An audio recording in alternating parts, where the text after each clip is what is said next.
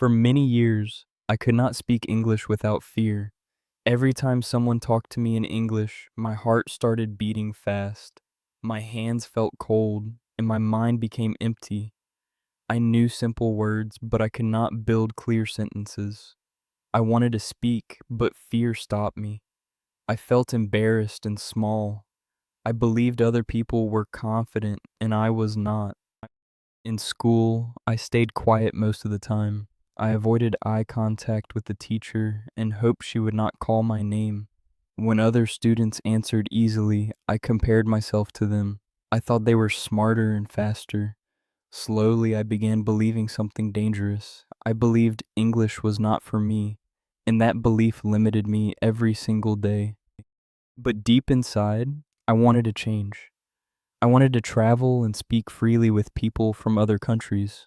I wanted to watch movies without subtitles and understand songs clearly. One night, I asked myself a simple question. What if the real problem is not English, but fear? That question stayed in my mind and started changing my perspective. I decided to start very small. I created a simple plan.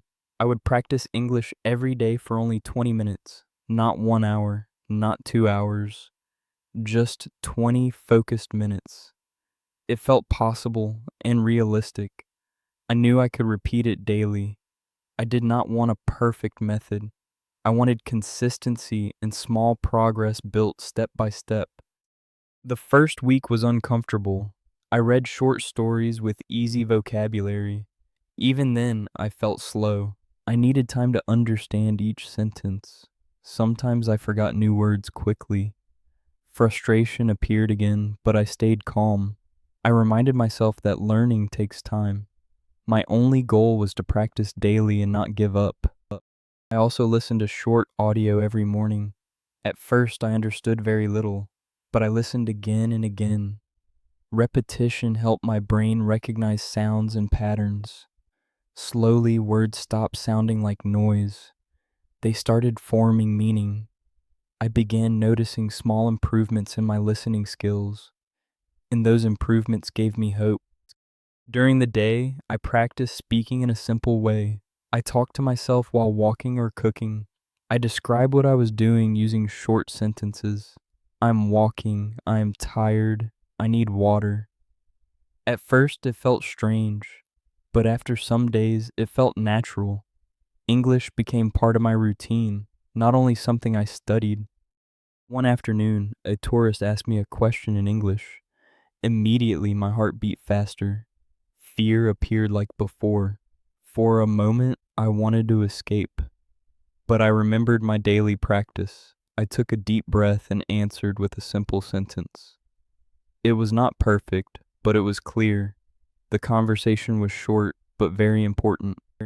After that moment, I trusted myself more. I realized that confidence is not something you wait for. It is something you build through action. I still made mistakes, and sometimes I forgot words, but I stopped feeling ashamed.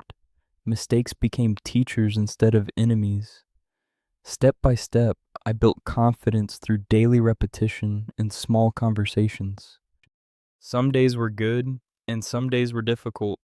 On difficult days, I felt tired and unmotivated, but I still practiced for a few minutes.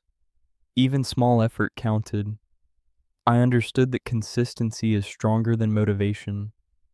Motivation changes, but habits remain.